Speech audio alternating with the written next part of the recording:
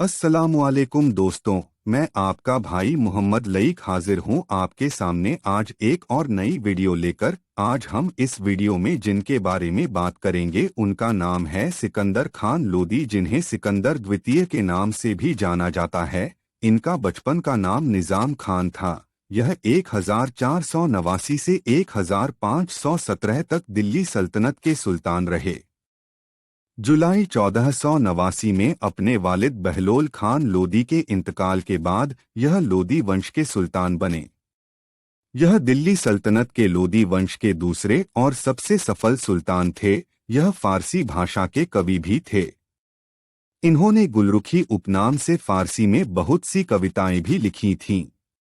इन्होंने खोए हुए क्षेत्रों को वापस पाने की कोशिश भी की, जो कभी दिल्ली सल्तनत का हिस्सा थे, और लोदी वंश की सीमाओं में विस्तार भी किया। सिकंदर खान लोदी का जन्म 17 जुलाई 1458 यानी 879 हिजरी को दिल्ली में हुआ था।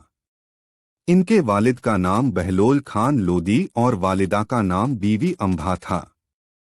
सिकंदर लोदी एक काबिल सुल्तान थे, जिन्होंने अपने क्षेत्र में तिजारत को बढ़ावा दिया। इन्होंने लोदी शासन को ग्वालियर और बिहार के क्षेत्रों में विस्तारित किया।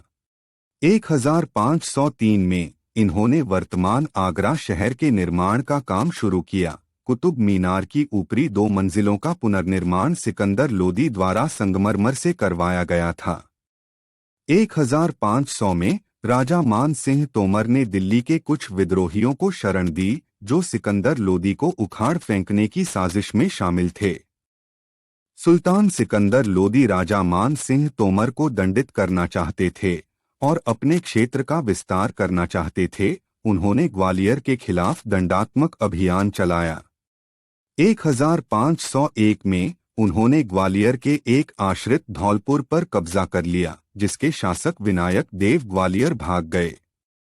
इसके बाद सिकंदर लोदी ग्वालियर की ओर बढ़े, लेकिन चंबल नदी पार करने के बाद उनके शिविर में महामारी फैलने के कारण उन्हें अपना अभियान रोकना पड़ा। राजा मान सिंह तोमर ने सुल्तान लोदी के साथ सुलह करने के लिए इस अवसर का उपयोग किया और अपने बेटे कुंवर विक्रमादित्य को सुल्तान के लिए उपहार लेकर सुल्तान लोदी के शिविर में भेजा। उन्होंने दिल्ली से विद्रोहियों को खदेड़ने का वादा किया, इस शर्त पर कि धौलपुर को विनायक देव को वापस कर दिया जाए। सिकंदर लोदी ने इन शर्तों पर सहमति जताई और वापस दिल्ली चले गए। 1504 में सिकंदर लोदी ने ग्वालियर के तोमर राजाओं के खिलाफ अपना अभियान फिर से शुरू किया। सबसे पहले उन्होंने ग्वालियर के पूर्व में स्थित मंडरायल किले पर कब्जा किया। कुछ समय बाद 1505 में सुल्तान लोदी ने अपनी राजधानी दिल्ली से नए बसाए हुए शहर आगरा को स्थानांतरित की, जो ग्वालियर के करीब स्थित था। उन्होंने धौलपुर पर कब्जा कर लिया और फिर ग्वालियर के खिलाफ मार्च किया। ग्वालियर किले पर कब्जा करने में सुल्तान नाकाम रहे। ग्वालियर किले पर कब्जा करने में विफल होने के बाद सुल्तान लोदी ने ग्वालियर के आसपास के छोटे किलों पर कब्जा करने का फैसला किया। इस समय तक धौलपुर और मंडरायल पहले से ही उनके नियंत्रण में थे। फरवरी 1507 में उन्होंने नरवर ग्वालियर मार्ग पर स्थित उदितनगर किले पर कब्जा कर लिया। लोदी शासन उत्तर पश्चिम में पंजाब से लेकर पूर्व में उत्तर बिहार में सारण और चंपारण तक तथा दिल्ली के दक्षिण में चंदेरी तक फैला हुआ था। सुल्तान सिकंदर लोदी ने अपने शासनकाल के दौरान शिक्षा और कला को संरक्षण दिया। उनके प्रभाव में दिल्ली में कविता और संगीत के पुनर्जागरण की शुरुआत हुई। हिंदू कवि डूंगर ने एक मुस्लिम कॉलेज में पढ़ाया। वह न केवल लेखकों के उदार संरक्षक थे, बल्कि खुद भी एक प्रतिभाशाली विद्वान और कवि भी थे। सिकंदर लोदी के समय से पहले छोटे गांवों और कस्बों में न्यायिक कर्तव्यों का पालन स्थानीय प्रशासकों द्वारा किया जाता था, जबकि सुल्तान खुद शरिया के विद्वानों से सलाह लेते थे। सिकंदर लोदी ने कई कस्बों में शरिया अदालतें स्थापित कीं, जिससे काजियों को बड़ी आबादी तक शरिया कानून लागू करने में मदद मिली। हालांकि ऐसी अदालतें महत्वपूर्ण मुस्लिम आबादी वाले क्षेत्रों में ही स्थापित की गई थीं। विभिन्न इतिहासकारों द्वारा माना गया है कि लोदी वंश के सबसे योग्य सुल्तान सिकंदर लोदी ही थे। सिकंदर लोदी को ये प्रशंसा इसलिए मिली है क्योंकि इस वंश के अन्य शासकों की तुलना में सिकंदर लोदी का शासन इस वंश के लिए सबसे गौरवशाली क्षण था। विद्वान होने के कारण सुल्तान ने न केवल शिक्षा प्रणाली के विकास का समर्थन किया बल्कि उनके समय में आर्थिक स्थिति में भी सुधार हुआ। दूसरी ओर बेहतरीन प्रशासनिक नियमों के प्रभाव के कारण शासकों के पास अपराध करने के सीमित अवसर थे।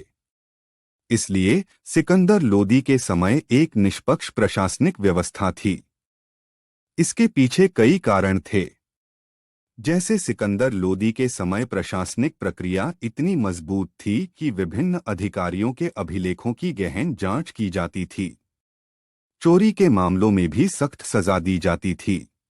सख्त नीतियों को बनाए रखने के लिए अस्थायी गवर्नरों पर कड़ा ध्यान केंद्रित किया गया था। सिकंदर लोदी के समय में गरीब लोगों के हितों का विशेष ध्यान रखा जाता था।